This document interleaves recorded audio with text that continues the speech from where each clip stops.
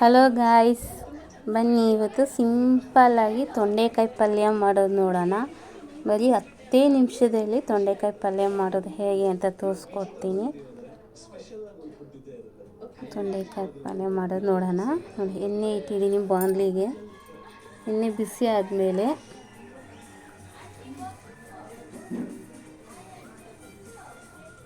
ಸಾಸಿವೆ ಹಾಕಿ. ಸಾಸಿವೆ ಚಿಟಪಟ ಅಂತ ಇದೆ ನೋಡಿ. ಆಮೇಲೆ ಜೀರಿಗೆ ಹಾಕಿ, ಜೀರಿಗೆ ಫ್ರೈ ಆದಮೇಲೆ ಬೆಳ್ಳುಳ್ಳಿ ಹಾಕಿ. ಬೆಳ್ಳುಳ್ಳಿ ಸ್ವಲ್ಪ ಹಾಕ್ಬಿಟ್ಟು ಫ್ರೈ ಮಾಡಿ, ಹಸಿ ವಾಸನೆ ಎಲ್ಲ ಹೋಗಬೇಕು. ಸ್ವಲ್ಪ ಫ್ರೈ ಆದಮೇಲೆ ಒಂದೆರಡು ಮೆಣಸಿನ್ಕಾಯಿ, ಒಣಗಿದ ಮೆಣಸಿನ್ಕಾಯಿ ಒಂದೆರಡು ಮೆಣಸಿನ್ಕಾಯಿ ಹಾಕಿ, ಒಣಗಿದ ಮೆಣಸಿನ್ಕಾಯಿ, ಕರಿಬೇವಿನ ಸೊಪ್ಪು, ಈರುಳ್ಳಿ ಹಾಕಿ ಫ್ರೈ ಮಾಡ್ಕೊಳ್ಳಿ. ಸ್ವಲ್ಪ ಚೆನ್ನಾಗಿ ಬಾಡಿಸ್ಬೇಕು.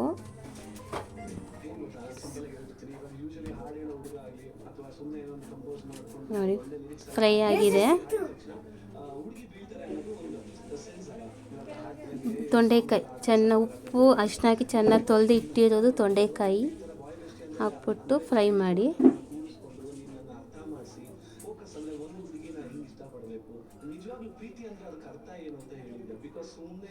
ಫ್ರೈ ಮಾಡಿ.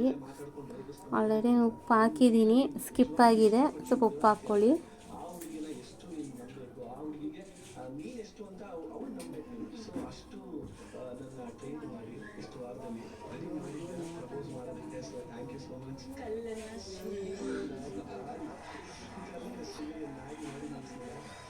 ನೋಡಿ, ಫ್ರೈ ಆಗಿದೆ. ಇವಾಗ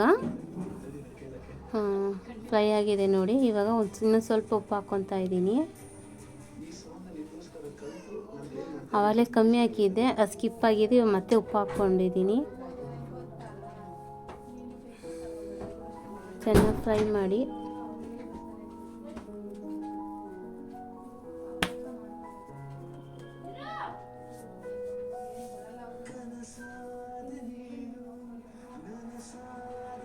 ನೋಡಿ, ಫ್ರೈ ಆಗ್ತಿದೆ ಅಲ್ಲ, ಕಾಣಿಸ್ತಾ ಇದೆ ಅಲ್ಲ, ಫ್ರೈ ಆಗಿದೆ.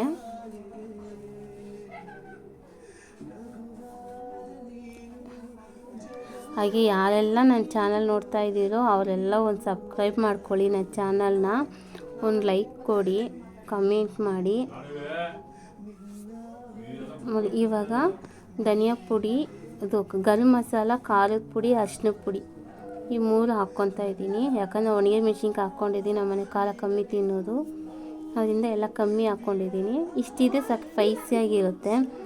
ಚಪಾತಿಗೆ ಮತ್ತು ಸಾರು ಜೊತೆ ನೆಂಚ್ಕೊಂಡು ತಿನ್ನೋದಕ್ಕೆ ಚೆನ್ನಾಗಿರುತ್ತೆ. ಕಾಂಬಿನೇಷನ್ ಚೆನ್ನಾಗಿರುತ್ತೆ.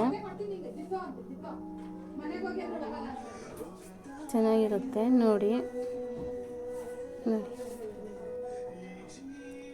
ಫ್ರೈ ಆಗಿದೆ, ಆಗ್ತಾಯಿದೆ. ಒಂದು ಪ್ಲೇಟ್ ಮುಚ್ಚಿರಿ. ಒಂದು 10 ನಿಮಿಷ ಎಣ್ಣೆಯಲ್ಲಿ ಮತ್ತು ಹಬೆಯಲ್ಲಿ ಬೇಯ್ಕೊಳುತ್ತೆ, ಬೇಯುತ್ತೆ ಕಾಯಿ.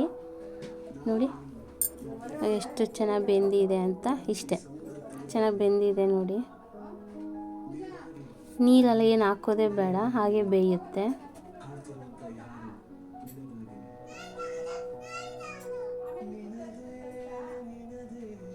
ಚೆನ್ನಾಗಿ ಬೆಂದಿದೆ ನೋಡಿ.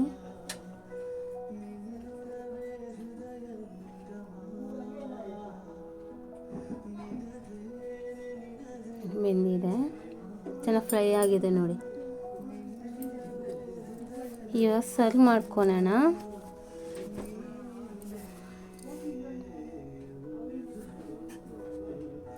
ನಿಮ್ಗೆ ಇಷ್ಟ ಆದರೆ ಒಂದು ಕಮೆಂಟ್ ಮಾಡಿ, ಲೈಕ್ ಮಾಡಿ, ನನ್ನ ಚಾನಲ್ ಸಬ್ಸ್ಕ್ರೈಬ್ ಮಾಡ್ಕೊಳ್ಳಿ.